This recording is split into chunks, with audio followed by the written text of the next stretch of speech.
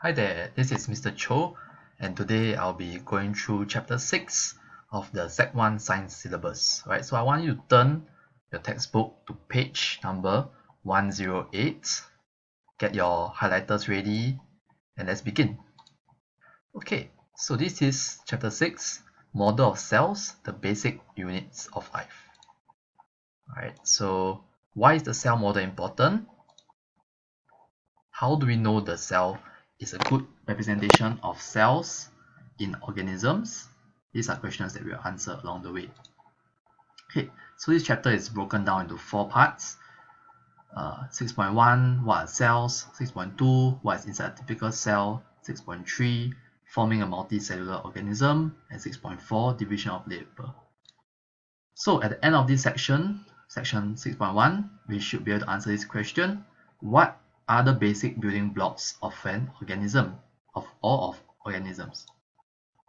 So let's talk about Wei Ming. Now Wei Ming had dinner at this restaurant, and some hours later he experienced stomach pains and went to a clinic. So the doctor told Wei Ming that the food he ate for dinner was contaminated with a kind of bacteria that causes food poisoning. So over here we have a picture of the bacteria. Now as you can see, this looks like one object, right? So this bacteria is a cell, and it is only one cell, so it's a single cell. So bacteria, or the singular form of bacteria, is actually bacterium. These are very small organisms that can only be seen under a microscope. Okay, so a microscope is a device that is used to magnify something so that you can see it. Okay, so like you have used a magnifying glass before, right? The same concept applies, except that it's much more powerful than a magnifying glass. And these bacteria, they are found in almost all parts of the earth, right? From deep in the sea to deep in the volcano to the highest mountain, they are everywhere. Right? So some kind of bacteria can survive the high temperatures of hot springs that reach up to 100 degrees Celsius. Now, all organisms, so all living things, plants, humans, animals, bacteria, these are all organisms. Okay, these are all made up of tiny building blocks called cells. For example, bacteria are unicellular organisms. Okay, so what does the word unicellular mean? Uni means one, and cellular means cell. So these are called one cell organisms. Okay, and these bacteria can look different. They can be spherical shape, rod shape, spiral shape, not important. What's important is here, alright, that most plants and animals are made up of many cells. So multiple cells, and these organisms that are made up of many cells are known as multicellular organisms. Okay, multi means many, cellular means cell, so many celled organism. And cells are the basic building blocks of organisms.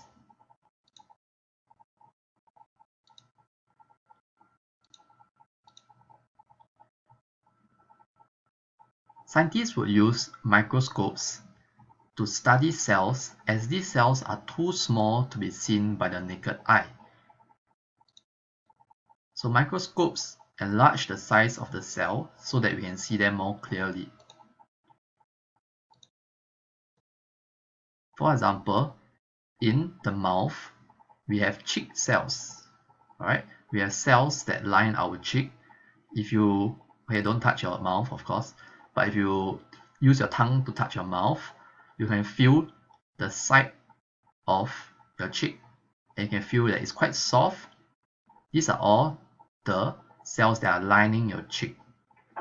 Okay, hopefully in the future we will get to do an experiment where we can actually see our cheek cells under the microscope. Now, over here in an onion, the onion has skin.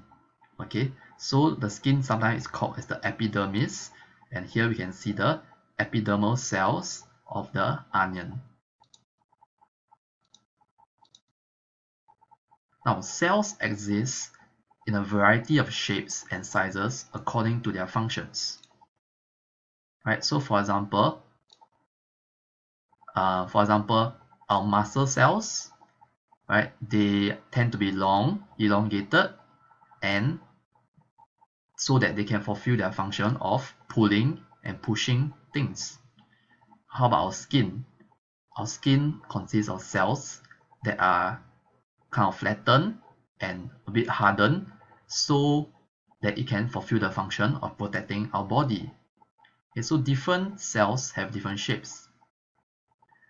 The diversity of cells can be simplified by classifying them according to similarities in their structure. So if we have cells that look the same, then we can classify them together. And cells that are representative of each category are called the typical cells.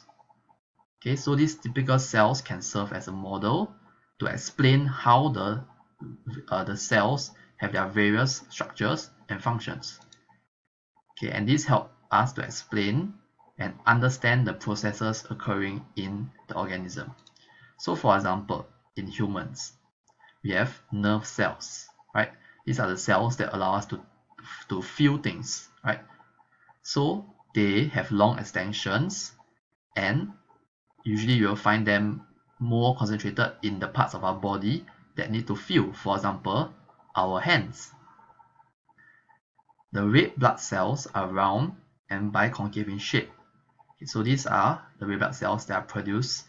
Millions of them are produced every day in our body so that they can transport oxygen around our body. Okay, so these two are found in humans. Let's look at this one here, the gut cells. And these are found on the surfaces of leaves. And usually they come in a kind of like a bean shape. So what you can see, if you look carefully, there are actually two gut cells, one on the left, one on the right, and this can actually open and close to allow water in or out of the leaf. Okay, so that covers 6.1. What are cells? Do you remember the definition of a cell? Take a few seconds to recall. What is the definition of a cell? Pause the video and answer the question. So, you have answered the question. Cells are the basic building blocks of organism. This is important. I would like you to take a highlighter and highlight this on your textbook. This is found on page number 108. Once you have done highlighting, you may resume the video. Okay, let's continue. Now in 6.2, we are going to learn what is inside a typical cell. So a typical cell, as mentioned, is a representative of the cell. It may not fall into every category, but this is just how one type of cell would look like. So at the end of this section, you should be able to answer the following questions. What are the different parts of a typical cell? And what are the functions of each part of the cell? Now, before we start the lesson proper, let's actually look at this interesting organism called the Eugenia. Now, in primary school, we know that we have learned about at least some simple parts of the cell, right? So we know that a plant has chloroplast or chlorophyll, which allows it to conduct photosynthesis. And I'm not too sure, but you may have learned that an animal cell does not have a cell wall. Okay, so this Eugenia has features of both the plant and the animal cell.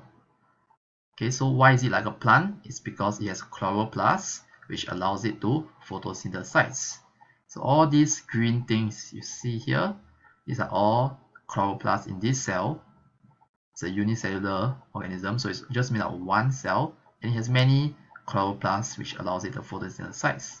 But it does not have any cell wall. So you can see the cell membrane here, but there is no cell wall. A cell wall is a rigid structure which helps to support plants. Okay, this particular organism called Euglena has potential to be converted into oil. Okay, but let's jump into the important part of the lesson. So we know that a cell has a nucleus. Okay, this is definitely something that we have learned in primary school. A cell has a nucleus, and the nucleus is kind of like the control center of the cell, where it contains all the genetic information inside the cell. So scientists can easily study the parts of a cell using a cell model, and by studying the parts of a cell, scientists can identify possible diseases or disorder in a person. So why is it important to know the basic parts of a cell? It's easy, because when you have disease, you need to find a cure. And to find a cure, you must understand your own body. So let's look at this cell. Okay, take some time, look at it carefully. What do you see? Okay, you can see a few layers. You see this blue line here. You see this light pale blue substance. You see these green circles. And you see this purple circle with some purple threads inside. So what are all these different things? Let's dive in. In the center of the cell, you have the nucleus. Usually, this is the largest structure in an animal cell. Okay, this is spherical shape. Spherical means somewhat circular. Okay, and this is responsible for cell reproduction. So this organelle, okay, let me introduce you to a new word. This is called an organelle. These are all actually different organelles. So this organelle is important for cell reproduction. Okay, so when we are a baby, we are small, right? Small little baby. How is it that we can grow and become so big like you are now? That is because all the cells in your body have been reproducing themselves, and they have been multiplying themselves so that you have become who you are right now. Okay, so the first role of this nucleus is for cell reproduction. The second role for the nucleus is to control cell activities, including the repair of worn out parts. So just like how things can get worn out, or shoes or clothes can get worn out, cells too can get worn out. Okay, they can get damaged and they can get worn out. So this nucleus controls the repair of the cell. And of course, it helps to keep the cell alive. So this is at the control center of the cell. Without it, the cell will die very quickly. Okay, but that's not to say that there are actually some cells in our body that have no nucleus. Right? For example, the mature red blood cells, they actually do not have a nucleus anymore once they have become mature. Okay, and these lines, these threads that you see in the nucleus, these are called the chromosomes, and they contain genetic material that you might have heard of before. Is the DNA.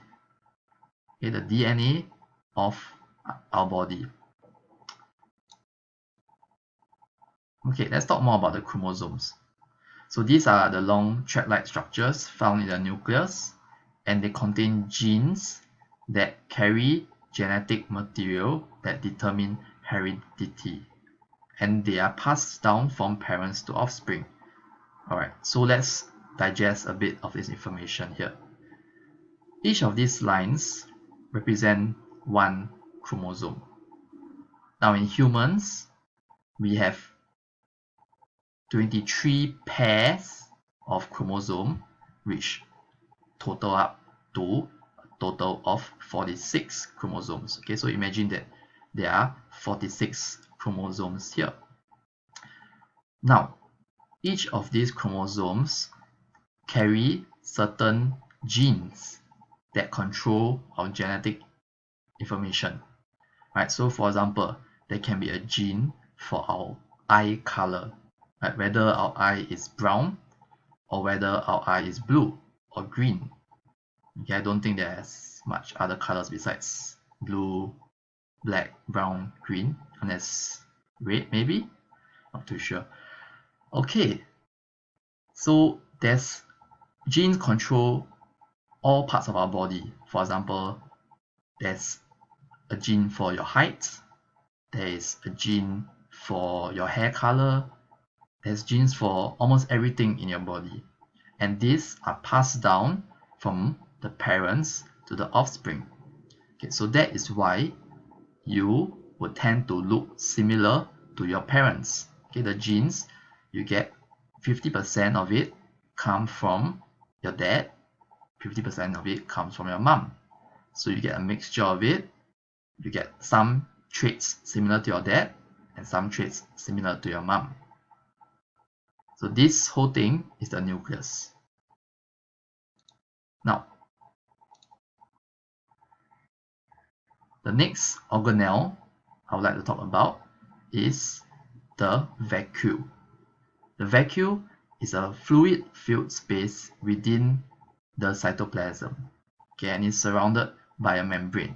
So if you look at the green line, that is a membrane. It is containing something within it. Okay, so what is it containing? It is containing water and other nutrients needed for the organism to survive. So you can kind of think of it like a storeroom where they are keeping some essential supplies, like water and nutrients needed for the cell to survive. For the animal cell, usually there will be small, numerous, and temporary. So in an animal cell, you will see many small vacuoles, and they would be temporary. So they can be used up, then can be replenished, they can be used up and replenished again. Okay, so they are usually a single large space that's surrounded by a membrane in a plant cell. So this one I will talk about it later when I show you the plant cell picture. Okay, this one also I'll talk to you later. Okay, now the cytoplasm. So you can see this pale blue substance here. This is a jelly-like substance that keeps our cell together, right? It contains chemicals and organelles that carry out special functions. Okay, so I've been telling you about the word organelles. All these things you see, the vacuole, the nucleus, and actually there are some other hidden organelles that are not shown in this picture but may be shown to you in the future. All these organelles are contained within the cytoplasm. So it's kind of like a big swimming pool where everything is just floating around. Okay, and the cytoplasm is the site where many chemical reactions will take place. So most of the chemical reactions in the cell just happen out there in the cytoplasm. Lastly, we have the cell membrane. So you see this thin line around the cell. This is the cell membrane, and it is a partially permeable structure that only allows certain substances to pass through. So if you think about it, it's kind of like a filter paper, right? We learned in chapter 4 about filtration. So a filter paper only allows small things to pass through, right? In the case of the cell membrane, most of the time it can only allow water and other very, very, very small substances such as glucose to enter into the cell. And this serves as a boundary between the cell and the external environment. Its main function, the main function of the cell membrane, is to control substances entering or leaving the cell. Okay, as promised, here is a picture of the plant cell.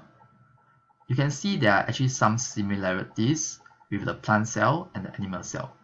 So we have a cell membrane too. You can see a thin layer of cell membrane. You have a nucleus, which has chromosomes inside. You have some cytoplasm, and you have a vacuole. But let's look at this. There are a few other differences that were not found in the animal cell. What do you see? Pause the video and think about this. Unpause the video once you are done. Okay, so if you are observant, you would have identified 3 differences between the plant cell and the animal cell. Firstly, you can see that the vacuole is much larger compared to an animal cell. In the animal cell, all we had was just a little circle, right? But here, we have a large central vacuole. I repeat, we have a large central vacuole. And this is where all the cell sap, the sap of the plant, is stored. Besides that, we also have a cell wall. So this thick structure here is called the cell wall, and it consists of a type of carbohydrate called cellulose. It supports the cell and gives it a regular shape. Okay, so the function of this cell wall is to support the plant cell and make sure that it has a rigid shape. So without this cell wall, the plant cell would have no fixed shape. Now, if you have seen or touched a plant, you know how it feels. It's a bit harder compared to our human cells, right? Because of this cell wall. This is the support structure that it has. Alright. Now, besides the third difference between the animal cell and the plant cell is the chloroplast. So in plant cells, they have an organelle called a chloroplast. In fact, they have multiple of it. And these contain the green pigment called chlorophyll. Okay, so you must imagine that the chloroplast is an organelle containing multiple chlorophyll pigments inside. And what happens is that when the energy from the sun, so basically when sunlight or light energy hits the chlorophyll can use that to absorb the energy and use that to make food through photosynthesis. Okay, what kind of food? It's not pizza. The food that it makes is a substance called glucose. Okay, so let's recap on the 3 differences between the animal cell and the plant cell. First difference. The plant cell has a cell wall, whereas an animal cell does not have a cell wall.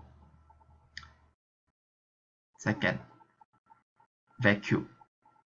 The plant has a large central vacuole, whereas an animal has multiple small temporary vacuoles. And third, a plant has chloroplast, whereas the animal cell does not have chloroplast.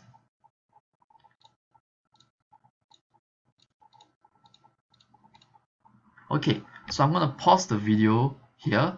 Part 2 will come out soon. Okay, like and subscribe.